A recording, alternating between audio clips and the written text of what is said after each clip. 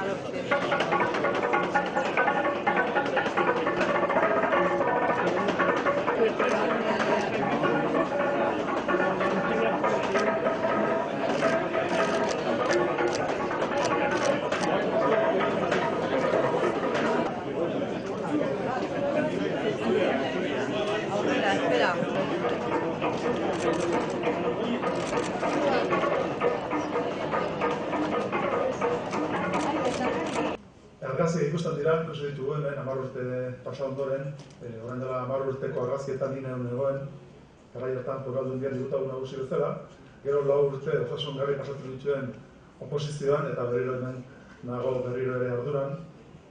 Eta nik uste, Txema Pitakek berak aipatzen zuen ez, garai hartan inaugurazioa egin genuenean, markatzen genituen nanogurenentzako bi helburu nagusi. Bata zan, zientzian eta teknologian bere ekarpen excelentea egitea, benetan punta-puntako egitea, eta bigarrena zan, bere ekarpena egitea baita ere gure industria, gure ekonomiare eta bere lehiakortasunari. Bi helburu nagusi horiek bete-betean lortu direla aipatzen zuen berak, eta nik konfirmatzen dut. Euskal erakundeok ikuspegi bera daukagu, iruditzen datuetan, berak eman dituen datuetan azpimarratzen dela, baina batipat nik uste dut nanoguneak lortu duela niretzako funtsezkoa den elementua eta da. 10 urte ondoren dela Euskal zientzia eta teknologia ekosistema horretan partaide oso importante bat eta gainera lidergo puntu batekin. Nik uste dut bere arloan, bere atalean eta ekosistema osorako ekarpena funtsezkoa egiten duela. Beraz, aitortzen dizuet egin duzuen lana eta desire dizuet hemendik aurrera ere horrela jarraitzeko. En todo caso, una segunda idea que a mí me gustaría subrayar, el hecho de que seguramente hace 10 años os acordaréis cómo comenzábamos a vivir esa cruda crisis económica que hemos tenido que sufrir estos últimos años. Empezó en 2008, finales, y el 2009 ya comenzó con fuerza.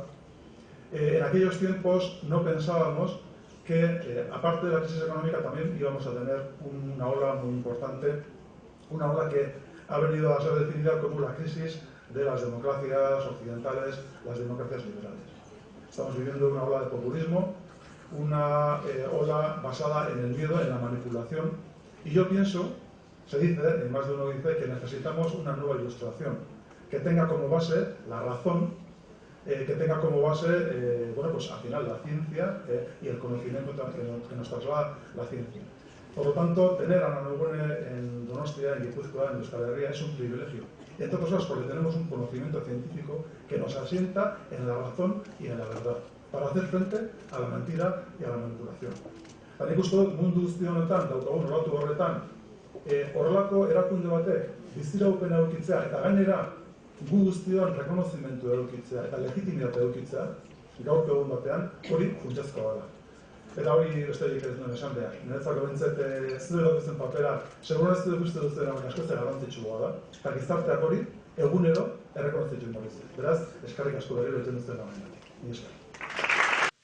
Eusko Legebiltzarburu Anderea, beren beregi aipatuaz batera, gainontzeko herri agintari, herri ordezkari, lehendakari oia, Euskal Herriko Unibertsitateko errektore Anderea, errektore oia, Mondragon Unibertsitateko errektore jauna, Jaba Andreok, guztiok, Nanoguneren arduradunok eta kideak goraipatuz gaurko honetan, egun on guztioi.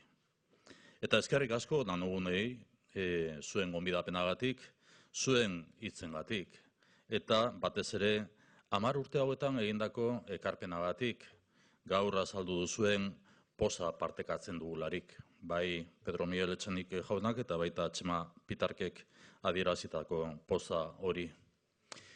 Irakaskuntza bat, lorpen bat eta datu bat nabaritu ditut Nanoguneren urteurrena ospatzeko. Hasteko Nanogunek eman digun oinarrizko irakaskuntza. Eta hala aipatzen dut. Nanozientziak eta nanoteknologiak ahal izugarria dute, eraldatzeko moduko ahala. Etorkizunerako oinarrizkoak diren sektoreak aldatzeko ahala ematen du, eraldaketa horrek, hau da, osasuna, fabrikazio aurreratua, energia edo ingurumena. Irakaskuntza bat eta lorpen bat. Zientziaren garapenean 10 urte ez dira ezer. Baina hamarkada bakarbetan Nanogunek lorpen izugarri bat izan du. Hau da, nazioartean puntako zentro bilakatu da. Irakaskuntza, lorpena eta datu bat. Hemen ere ikusi egin duguna eta nik azpimarratu egin nahi dudana. 10 urte hauetan 14 patente eta horietatik 9 ustiatzen ari dira. Datu honek erakusten du nanoaren aldeko apustuak ezagutza eta talentua eraman dituela Euskadiko industria enpresara. Una enseñanza, un logro y un dato para celebrar este 10º aniversario. Comienzo por la enseñanza básica y cito textualmente también una referencia. El potencial transformador de la nanociencia y la nanotecnología permiten cambiar la materia en su escala más diminuta para obtener resultados en nuestra escala. Esta transformación le confiere potencial para cambiar sectores básicos para nuestro futuro: fabricación avanzada, energía, biosalud o medio ambiente. Potencial para transformar la industria del presente, aportar eficiencia y valor añadido, avanzar en la nueva industria del futuro. Entre todos los comentados destaco un logro en estos 10 años. Nanogune ha logrado situarse como un centro puntero internacional. Nació con la ambición de estar a la vanguardia del presente científico y tecnológico. Solo desde esa posición es posible avanzar y competir con los mejores. Nadie se lo ha regalado, nadie os lo ha regalado. Nanogune lo ha logrado con un proyecto claro y compartido, con un trabajo constante y tenaz. Para terminar, un dato que ya se ha reflejado también en la proyección, pero que me interesa resaltar. 14 patentes en 10 años y 9 de ellas en explotación. La apuesta nano ha supuesto la traslación práctica de conocimiento y talento al tejido industrial vasco. La enseñanza, el logro y el dato es, además, que nos encontramos juntos, como destacabais tanto Pedro Miguel como también Txema. Creemos en la filosofía de Auzolana y queremos seguir colaborando. Colaboración que va a conocer un nuevo paso con Basque Research and Technology Alliance. Tenemos ambición de seguir mejorando y creciendo como sociedad y como país. Nanogune demuestra que Euskadi mira al futuro y que, aprendiendo del camino recorrido en la similitud también que ha hecho Pedro Miguel, remamos juntos para avanzar, para progresar y mejorar. Habéis confiado en el futuro de este país y así confiamos también en vosotras y en vosotros. Pedro Miguelek aipatu duen abiaburu berri honetatik etorkizunari begiratzen diogu. Batera gaude, estropadak gustuko ditugu, baita eguraldi txarra denean ere, eta auzolanean sinesten dugu. Orain arteko lankidetzak indar berezia izango du Euskadiko ikerketa eta teknologia aliantza berriarekin. Elkarlanean jarraituko dugu. Gizarte eta herri bezala hobetu eta hazi nahi dugulako.